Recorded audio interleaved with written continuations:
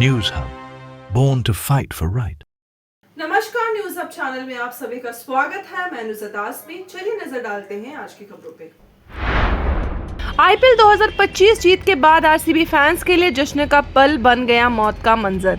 बेंगलुरु के M Chinnaswamy stadium के बाहर भयंकर स्टैम्पेड में 11 लोगों की जान चली गई और कई लोग घायल हो गए। हजारों फैंस आरसीबी की पहली आईपीएल ट्रॉफी जीत का जश्न मनाने स्टेडियम के बाहर इकट्ठा हुए थे। गेट नंबर 3, 10 और 21 पर भीड़ ज्यादा बढ़ने से स्टैम्पेड हुआ। इंजर्ड लोगों को बोरिंग, लेडी कुर्जोंग और वैदेही हॉस्पिटल में भर्ती करवाया गया है। 7 लोग बोरिंग में और 4 लोग वैदेही में जख्म के चलते मर गए हैं। बीजेपी ने कर्नाटका सरकार पर क्रिमिनल नेग्लिजेंस का आरोप लगाया है। बीजेपी लीडर अमित मालविया ने कहा है कि ये मौत चांस से नहीं, नेग्लिजेंस से, लापरवाही से हुई है। तेजस्वी सूर्या जो बीजेपी की एमपी हैं, उन्होंने कहा कि खुशी का इस पल को अफसोस में मत बदलने दो, जिम्मेदारी से सेलिब्रेट करो। मेट्रो स्टेशन को बंद, पार्क, एमजी रोड और विधाना सौधा बंद कर दिए गए। आरसीबी टीम स्टेडियम जाने से पहले चीफ मिनिस्टर सिद्धरमैया से मिली थी। आरसीबी ने पंजाब किंग्स को 6 रन से हराकर आईपीएल 2025 का पहला टाइटल जीता है। विराट कोहली इमोशनल नजर आए, जिन्होंने फ्रेंचाइजी के लिए 18 साल तक लगातार खेला है।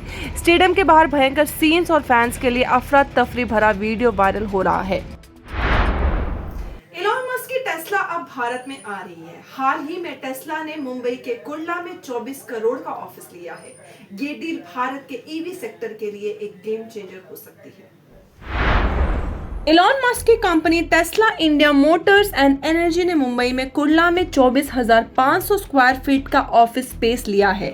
ये ऑफिस मैक्रोटेक डेवलपर्स के Lodha industrial and logistic park में स्थित है। ये डील 5 साल के लीज एग्रीमेंट के तहत हर महीने किराया 37,053 लाख तय किया गया है। कुल खर्चा 5 साल में 24 करोड़ से ज्यादा होगा। 1 महीने 10 दिन का रेंट फ्री पीरियड भी मिला है। हर साल किराए में 5% की बढ़ोतरी भी होगी।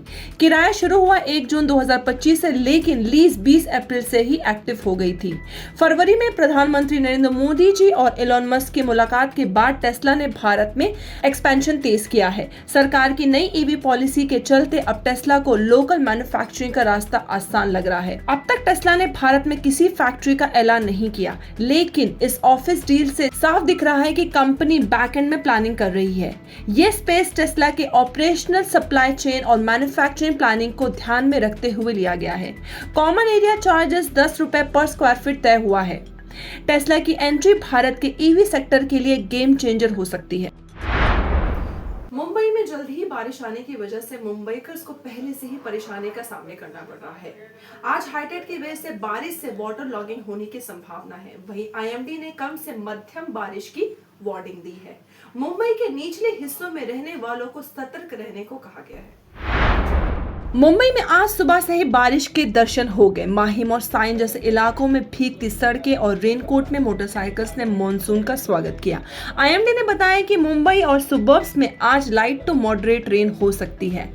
सांता क्रूज में 33.07 डिग्री मैक्स और 24.02 डिग्री मिनिमम टेम्परेचर होगा। वहीं कुलाबा में 33.04 डिग्री मैक्स और 23.08 डिग्री मिनिमम टेम्परेचर। 24 घंटे में रेनफॉल आइलैंड सिटी में 21.91 mm, वहीं ईस्टर सुबर्बन में 20.41 mm, वेस्टर्न सुबर्ब्स में 25.80 mm। टाइड अलर्ट भी जारी किया गया है। आज के दिन हाई टाइड है 7:01 पे शाम को, और वहीं 5 जून की हाई टाइड का टाइम दिया गया है 8:24 सुबह। लो टाइड 1:42 पे सुबह से लेकर 1:46 शाम तक होगा। हाई टाइड की वजह से बारिश और वाटर लॉगिंग के चांसेस ज्यादा हैं। लो लाइंग एरियाज में सावधानी बरतें। कमल हसन की भाषा के कंट्रोवर्सी ने हंगामा मचा रखा है। बात हाईकोर्ट तक पहुंच गई है, लेकिन कमल हसन ने माफी मांगने से मना कर दिया है। अब देखना होगा कि उनकी आने वाली फिल्म चलेगी या फिर कर्नाटका में बैन होगी।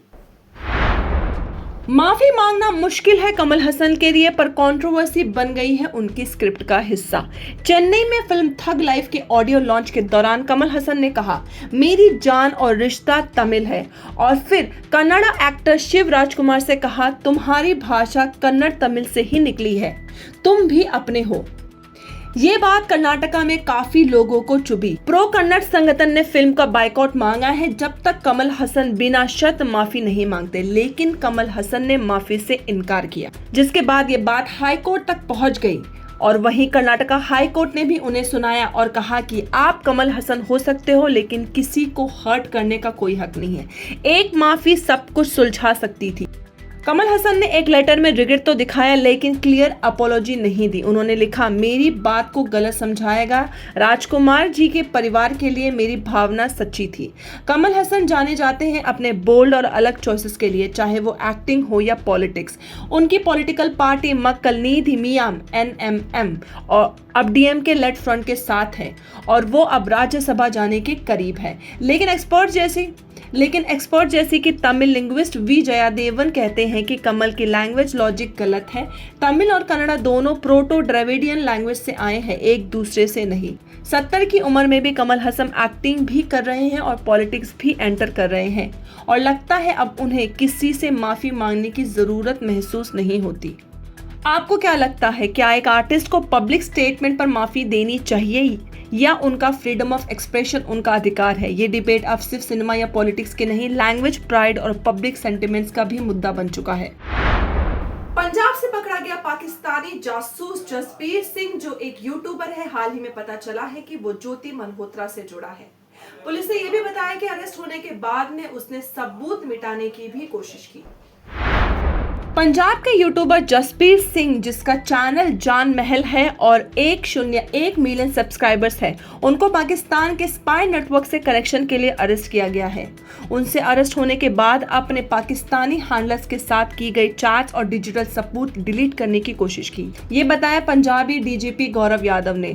जसबीर सिंह ने ज्योति मल्होत्रा, जो हरियाणा की इन्फ्लुएंस जो पहले से अरेस्ट हो चुकी है, उनके साथ क्लोज कॉन्टैक्ट में थे। उसका link Pakistan intelligence operative Shakir alias जुट रंधवा से था।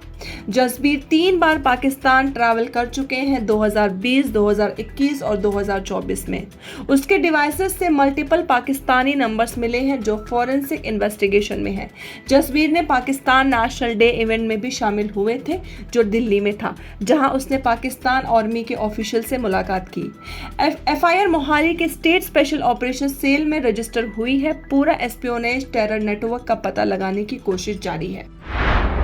यूक्रेन और रशिया युद्ध में एक बड़ी खबर सामने आई है, जिसमें यूक्रेन ने कंफर्म किया कि उसने रशिया के क्रीमिया ब्रिज के नीचे अंडर वाटर एक्सप्लोजन किया था। यूक्रेन के SBU ने कहा कि उन्होंने 1100 kg एक्सप्लोसिव यूज करके रशियन क्रीमिया ब्रिज के अंडर वाटर पिलर्स को डैमेज किया है। ये ब्रिज रशिया के लिए एक इम्पोर्टेंट सप्लाई रूट है। ब्लास्ट सुबह अर्ली मॉर्निंग हुआ और ऑपरेशन कई महीनों की प्लानिंग का नतीजा था। रशिया साइड ने ब्रिज को 3 घंटे के लिए बंद किया था, लेकिन बाद में वापस खोल दिया। SBO ने बताया कि ये उनका 3rd अटैक है इस ब्रिज पर। पहले 2022 और 2023 में भी स्ट्राइक हुई थी। ये 19 किलोमीटर का लंबा ब्रिज रशिया और क्रीमिया को जोड़ता है और पुतिन का एक फ्लैगशिप प्रोजेक्ट। रशिया ने इस ब्रिज का यूज अपने मिलिट्री ऑपरेशन के लिए भी किया था। अब देखना ये होगा कि यूक्रेन और रशिया के वॉर का नतीजा क्या हो सकता है। लड़कियों पर सेक्सुअल कमेंट पर टर्की में भारतीय ब्लॉगर मालिक SD खान हुआ गिरफ्तार। पॉपुलर इंडियन ब्लॉगर मालिक SD खान को टर्की में डिटेन किया गया जब उनके सेक्सुअली एक्सप्लिसिट रिमार्क्स वाले वीडियोस वायरल हो गए। वीडियोस में वो हिंदी में टर्किश लड़कियों के बारे में गलत बात कर रहे थे और रेप थ्रेट्स भी देते सुनाई दिए गए। पूरे मैटर के बाद मलिक ने अपने यूट्यूब, इंस्टाग्राम और X पे एक वीडियो अपोलॉजी भी डाला, जिसमें उसने टर्किश वुमेन से माफी भी मांगी। ये क्लियर नहीं है कि ये वीडियो उसने डिटेंशन के दौरान बनाया या बाद में। मलिक ने कंट्रोवर्शियल कंटेंट को अपने सोशल मीडिया से डिलीट कर दिया, लेकिन क्लिप्स अभी भी इंटरनेट पर सर्कुलेट हो रही हैं।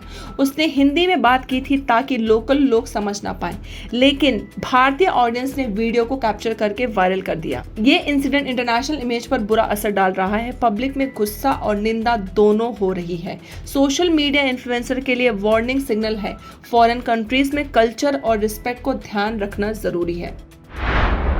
हाल ही में पता चला है कि ऑपरेशन सिंदूर में भारत ने पाकिस्तान के 9 विमानों को तबाह किया था। आइए जानते हैं पूरी जानकारी।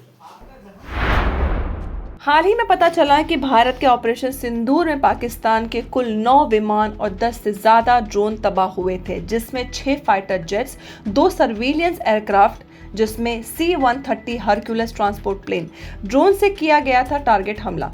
पाकिस्तान के कई एयरबेस, टेरर कैंप और POJK में ठिकाने पर हुई थी स्ट्राइक, जिसमें भावलपुर, भोलारी, मुल्तान, मुरीद के मुजफ्फराबाद जैसे इलाकों में जबरदस्त नुकसान हुआ था।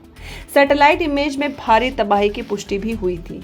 भारत ने पाकिस्तान के 11 एयरबेस को भी टारगेट किया। पाकिस्तान ने 10 मई को भारत से सीज फायर की मांग भी की थी, लेकिन भारत ने साफ कहा फिर हमला हुआ तो जवाब और भी जोरदार होगा। महाराष्ट्र का समृद्धि महामार्ग अब पूरी तरह तैयार है। आखिरी का 76 किलोमीटर की सड़क कल से शुरू होगी। इगतपुरी नासिक से अमाने थाने तक का हिस्सा 6 जून से शुरू होगा। अब नागपुर से मुंबई का सफर सिर्फ 8 घंटे में पूरा होगा, लेकिन मुंबई थाने और नवी मुंबई वालों को सीधी एंट्री के लिए 1 साल और इंतजार करना पड़ेगा। ये 76 किलोमीटर का हिस्सा 1182 करोड़ में बना है। पहले कसारा घाट पार करने में 90 मिनट लगते थे, अब सिर्फ 30 से 40 मिनट लगेंगे। शिरडी यात्रा और किसानों की फसल अब जल्द ही मुंबई पहुंचेगी। सोशल मीडिया पे मुंबई एयरपोर्ट का एक वीडियो वायरल हुआ, जिसमें देखा गया कि कैब ड्राइवर और सिक्योरिटी गार्ड के बीच में मुठभेड़ देखने को मिली, जिसपे सोशल मीडिया पर लोगों ने मुंबई एयरपोर्ट को फाइट क्लब कहा। मुंबई एयरपोर्ट का एक वायरल वीडियो ने सबको हिलाकर रख दिया है, जिसमें एक टैक्सी ड्राइवर और एयरपोर्ट सिक्योरिटी गार्ड के बीच जबरदस्त मारपीट हुई। ये सब एक पार्किंग स्पेस को लेकर हुआ झगड़ा था, जो कुछ ही सेकंड्स में फिस्ट फाइट में बदल गया।